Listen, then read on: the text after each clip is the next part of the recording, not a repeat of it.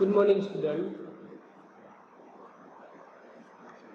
અત્યાર સુધી આપણે આલ્ગીમાં બે ટોપિક જોયા. એક યુકેરિયોટિક આલ્ગી સેલ સ્ટ્રક્ચર અને બીજું થેલસ ઓર્ગેનાઇઝેશન ઓફ આલ્ગી, એટલે કે different type of thallus structure. આજે ત્રીજો ટોપિક જોવાનો છે, લાઈફ હિસ્ટોરી ઓફ નોસ્ટોક. નોસ્ટોકની લાઈફ હિસ્ટોરી વિશે જોવાનું છે, જેમાં આજે ચાલુ કરીએ. તો સૌથી પહેલાં ક્લાસિફિકેશન. ક્લાસિફિકેશનમાં division Cyanophyta, class Cyanophyceae, order Hormogonales, family Nostocaceae અને જીનસ નોસ્ટોક. તો આ રીતના નોસ્ટોકનું ક્લાસિફિકેશન છે. ત્યાર પછી અકરન્સીસ, એટલે કે કઈ કઈ જગ્યાએ આપને જોવા મળે છે. નોસ્ટોક સામાન્ય સ્વરૂપે નોર્મલી કઈ કઈ જગ્યાએ ગ્રો થાય છે એ જોવાનું છે. The species of Nostoc are both terrestrial as well as fresh water. જો બે ટાઈપ પડે છે, એક ટેરેસ્ટ્રિયલ આલ્ગી અને એક એક્વેટિક આલ્ગી. ટેરેસ્ટ્રિયલ આલ્ગી એટલે કે જમીન ઉપર ઉગતી આલ્ગી, અને એક્વેટિક આલ્ગી એટલે કે પાણીમાં ઉગતી આલ્ગી. એક્વેટિક આલ્ગીમાં બે ટાઈપ પડે, એક ફ્રેશ વોટર આલ્ગી અને બીજો ટાઈપ છે મરાઇન વોટર આલ્ગી, એટલે કે ખારા પાણીમાં ઉગતી આલ્ગી. તો આમાં નોસ્ટોક છે એ બે જગ્યાએ જોવા મળે, એક ટેરેસ્ટ્રિયલ એટલે કે જમીન ઉપર પણ ઉગી શકે, અને ફ્રેશ વોટર એટલે કે મીઠા પાણીમાં પણ ઉગે છે. The terrestrial species are found on wetland, એટલે કે ભીની જમીન, ઓર ઓન ટ્રી ટ્રંક એટલે કે ઝાડની છાલ. આ રીતના કોઈ પણ ભીની જગ્યા, છાયાવાળી જગ્યા અથવા તો ભીની જગ્યાએ અથવા તો ઝાડની છાલ ઉપર ગ્રો થયેલું જોવા મળે. ધ એક્વેટિક સ્પીસીસ એટલે કે પાણીમાં ઉગતી species. The aquatic species are either free floating or growing attached with substratum, એટલા કે કોઈ પણ વોટર સરફેસ ઉપર ફ્રી ફ્લોટ એટલે કે તરવું, ફ્રી ફ્લોટિંગ સ્વરૂપે જોવા મળે, અથવા તો કોઈ પણ સબસ્ટ્રેટ હોય એ સબસ્ટ્રેટની સરફેસ ઉપર અટેચ થયેલું જોવા મળે. Many species of Nostoc are found associated with fungi to form lichen, એટલે કે નોસ્ટોકની ઘણી બધી સ્પીસીસ છે એ ફંજાઈ સાથે ગ્રો થાય, અને જે બેનું મિક્સ સ્વરૂપ છે ફંજાઈ પ્લસ નોસ્ટોક, એને આપણે લાઇકેન તરીકે ઓળખી છીએ. અને અમુક સ્પીસીસ છે એ endophytes within the body of various higher plant, એટલે કે હાયર પ્લાન્ટ, જેમ કે ટેરિટોફાઇટ, જિમ્નોસ્પર્મ અને એન્જિયોસ્પર્મ. આ પ્લાન્ટ ઉપર અથવા પ્લાન્ટની બોડીની ઉપર અથવા પ્લાન્ટ બોડીની અંદરની બાજુ ગ્રો થયેલ જોવા મળે. અને અમુક નોસ્ટોકની અમુક સ્પીસીસ આપેલી છે જે ઇન્ડિયામાં ફાઉન્ડ થયેલી જોવા મળે. આ હતું અકરન્સીસ, એટલે કે કઈ કઈ જગ્યાએ ગ્રો થાય એ. ત્યાર પછી થેલસ સ્ટ્રક્ચર. તો થેલસ સ્ટ્રક્ચર જોતા પહેલા એની આકૃતિ જોઈએ. તો આ જે આખું તમને દેખાય છે એ એનું થેલસ સ્ટ્રક્ચર છે. તો થેલસ સ્ટ્રક્ચર કેવું હોય એની આપણે થિયરી જોઈએ. The plant body is known as thallus. Algae છે એ પ્લાન્ટમાં આવે, પણ જે પ્લાન્ટ બોડી છે એ વેલ ડેવલપ ન હોવાથી એને થેલસ સ્ટ્રક્ચર તરીકે કહેવાય છે. જે કેવું હોય, ફિલામેન્ટસ. જો જેમ કે ડાયાગ્રામમાં અહીંયા ઘણા બધા ફિલામેન્ટ છે, એ ફિલામેન્ટ સ્વરૂપ બધા ભેગા થઈને એક આખું થેલસ સ્ટ્રક્ચર ડેવલપ કરે. It does not occur in single filament but grow in large colony of closely packed trichome embedded in gelatinous material. જો અહીંયા આપણી પાસે બે શબ્દ નવા આવ્યા છે, એક ટ્રાઇકોમ એન્ડ જીલેટિનિયસ મટીરિયલ. એટલે કે જો આ એક તાતણા સ્વરૂપ એક ફિલામેન્ટ લાઇક સ્ટ્રક્ચર છે, filament like structure known as ટ્રાઇકોમ.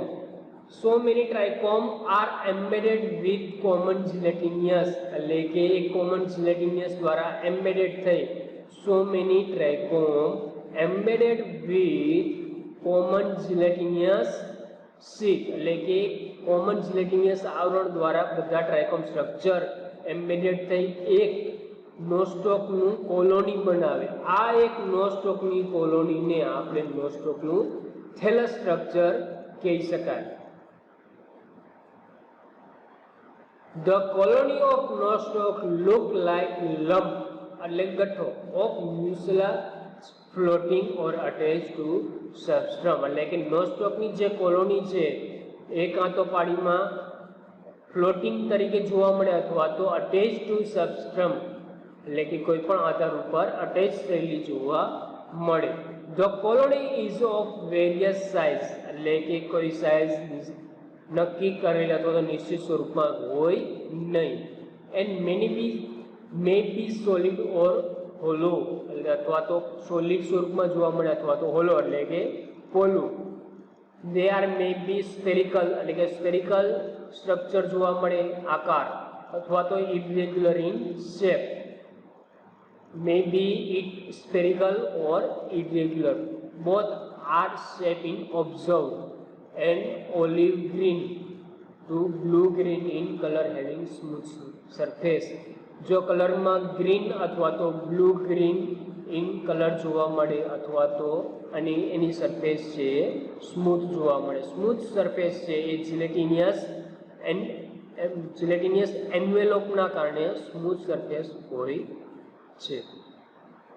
આ હતું થેલસ સ્ટ્રક્ચર. ફરી એક વખત થેલસ સ્ટ્રક્ચરમાં so many trichome are embedded with common gelatinous sheet and produce one nostoc colony is known as nostoc thallus. આ રીતના નોસ્ટોકનું એક થેલસ બને અને એમાંથી કોઈ પણ એક ફિલામેન્ટ ઉપાડી તો એને આપણે કહેવાય છે ટ્રાઇકોમ સ્ટ્રક્ચર. એ ટ્રાઇકોમ સ્ટ્રક્ચર કેવું હોય એ જોવાનું છે. Structure of trichome. Each trichome is made up of many rounded or oval shape એટલે કે ઓવલ શેપના ઘણા બધા cell one by one attach થઈ એક ચેન લાઇક સ્ટ્રક્ચર ડેવલપ કરે જેને ટ્રાઇકોમ સ્ટ્રક્ચર કહેવામાં આવે. One filament like structure which is made up of so many oval shaped cells. The cells are joined together from end to end into trichome hence look like a string or beads. Beads એટલે કે દાણા અથવા તો મોતી. One by one cell attached to each other and look like a beads. એટલે કે દાણા સ્વરૂપે દાણા એકબીજા સાથે જોડાયેલા હોય એ સ્વરૂપે આખું એક ચેન સ્વરૂપે જોવા મળે છે અને ટ્રાઇકોમ સ્ટ્રક્ચર કીધું છે. At some intervals along with the trichome, colorless, empty-looking, spherical or barrel-shaped cells are found are known as heterocytes. આપણે થેલસ ઓર્ગેનાઇઝેશનમાં પણ જોયું હતું heterocyte cells. તો heterocyte cells કોને કહેવાય અહીંયા જોશું. They are slightly large and have thick wall than the vegetative cell and intercalary. આ બધું આપણે આ બે પોઈન્ટ આપણે આ ડાયાગ્રામમાં જોઈએ. તો જો અમુક ટ્રાઇકોમ સ્ટ્રક્ચર છે એ ટ્રાઇકોમ સ્ટ્રક્ચરમાં ત્રણ ટાઈપના સેલ જોવા મળે. One is vegetative cells, second one is heterocyst cells અને third one is akinete cell. તો જે વેજીટેટિવ સેલ છે વેજીટેટિવ સેલની વચ્ચે વચ્ચે અમુક જગ્યાએ large in size and thick wall. જે વેજીટેટિવ સેલ છે એની સેલ વોલ છે થિન હોય એટલે કે પાતળી હોય. એન્ડ જે હિટ્રોસાઇટ સેલ છે અહીંયા thick wall and large in size comparatively vegetative cells. Vegetative સેલની કમ્પેરેટિવમાં large in size and thick wall cell જોવા મળે જેને હિટ્રોસાઇટ સેલ્સ કહેવામાં આવે. હિટ્રોસાઇટ સેલમાં બે પોલાર નોડ્યુલ, લાર્જ ઇન સાઇઝ અને કલરલેસ આ ત્રણ કેરેક્ટરિસ્ટિક ધરાવતો સેલ જેને હિટ્રોસાઇટ સેલ કહેવામાં આવે. અકાઇનેટ સેલ છે એ વેજીટેટિવ સેલમાંથી જ ટ્રાન્સફર થયેલો સેલ્સ છે. જ્યારે અનફેવરેબલ કન્ડિશન આવે ત્યારે વેજીટેટિવ સેલનું જે ફૂડ મટીરિયલ છે એ સ્ટોરેજ સ્વરૂપે કન્વર્ટ થાય અને એની સેલ વોલ થીક થઈ જાય, એવા સેલને અકાઇનેટ સેલ કહેવામાં આવે, જે આપણે આગળ ભણીશું. તો આ રીતના ટ્રાયકોમ સ્ટ્રક્ચરમાં ત્રણ પ્રકારના સેલ જોવા મળે: એક વેજીટેટિવ સેલ, એક હિટ્રોસાઇટ સેલ્સ અને એક અકાઇનેટ સેલ્સ. જો હિટ્રોસાઇટ સેલ્સ છે એ ચેઇનમાં વચ્ચે આવેલા હોય તો એને ઇન્ટરકેલરી હિટ્રોસાઇટ સેલ કહેવામાં આવે. જો અહીંયા ટર્મિનલ ભાગે એટલે કે છેડાના ભાગે હિટ્રોસાઇટ સેલ્સ જોવા મળે તો એને ટર્મિનલ હિટ્રોસાઇટ સેલ્સ કહેવામાં આવે. આ હતું સ્ટ્રક્ચર ઓફ ટ્રાયકોમ. ત્યાર પછી સેલ સ્ટ્રક્ચર. સેલ સ્ટ્રક્ચરમાં ધ સેલ ઇઝ પ્રોકેરિયોટ, એટલે કે આ એક પ્રકારની પ્રોકેરિયોટિક આલ્ગી છે જેમાં સેલ સ્ટ્રક્ચર પ્રાઇમરી લેવલનું જોવા મળશે. The cell is consist of cell wall, એટલે કે બહારની બાજુ સેલ વોલ જોવા મળશે. The cell wall is surrounding the protoplast. Protoplast એટલે કે સેલ વોલની અંદરની બાજુ જેટલું પણ મટીરિયલ આવેલું હોય એ બધાને એક જ શબ્દમાં બોલવું હોય તો એને પ્રોટોપ્લાસ્ટ કહેવાય. The difference between cytoplast and protoplast. The protoplast are all cytoplast plus inter organelles, both are including in protoplast, and cytoplast only liquid material including in cytoplast. એટલે કે સાયટોપ્લાસ્ટમાં અંદરનું લિક્વિડ મટીરિયલ જેટલું હશે એટલું જ ઇન્ક્લુડ થશે, જ્યારે પ્રોટોપ્લાસ્ટમાં અંદરની ઓર્ગેનલ્સ પ્લસ જે લિક્વિડ મટીરિયલ છે બંને સાથે બોલવું હોય તો એને કહેશું આપણે પ્રોટોપ્લાસ્ટ. એટલે કે પ્રોટોપ્લાસ્ટની ફરતી બાજુ આપણે સેલ વોલ જોવા મળશે. The protoplasm of cell can be divided into two portions. The outer portion is pigmented called chromoplast and inner hyaline portion known as centroplasm.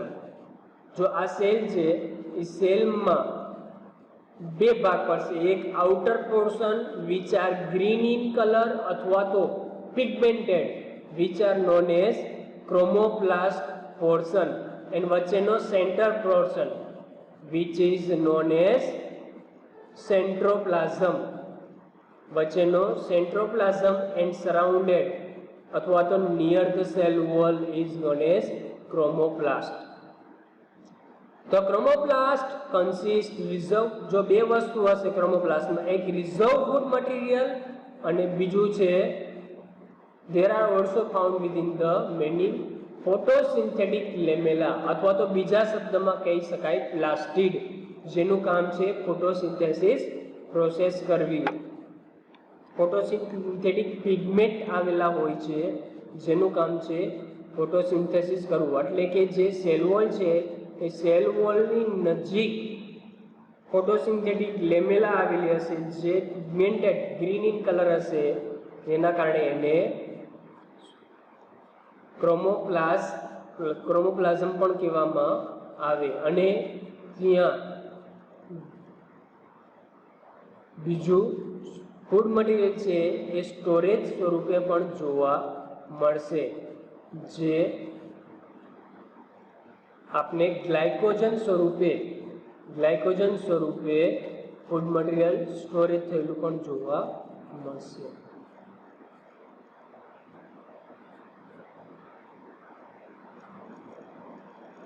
Lamella which is from complex reticulum and found extended throughout cytoplasm.